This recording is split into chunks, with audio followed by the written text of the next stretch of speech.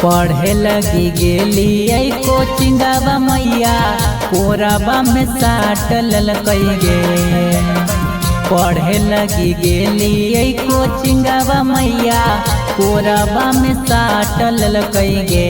अग मैया बर बीघा के हल एगो लड़ा काजे गोरे गलिया काट ललकई गे।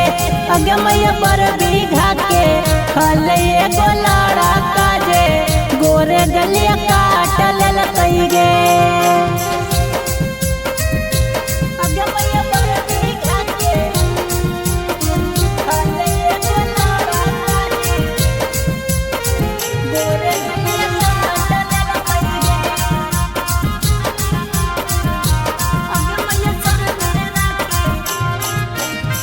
अपने के बुझो हकई थोड़ा रंगदार गे।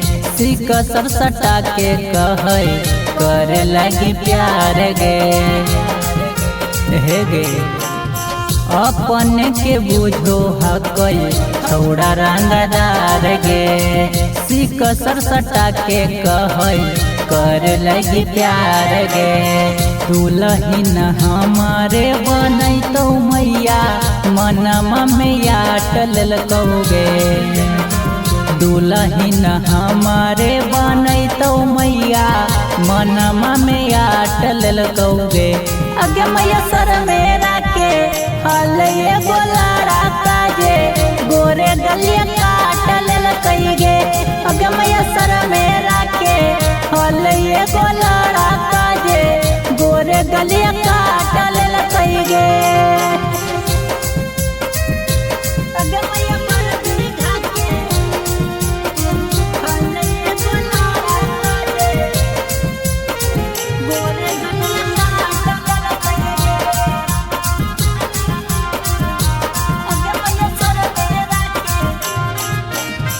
साखी सहेली छोड़ी हमारे उ देखा है।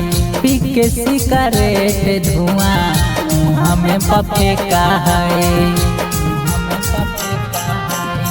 साखी सहेली छोड़ी हमारे उ देखा है। पिक सिगरेट धुआं हमें पफे का है। अखिलेश आशिक है दो गलावा मैया हमारा के डांट दलकई गे।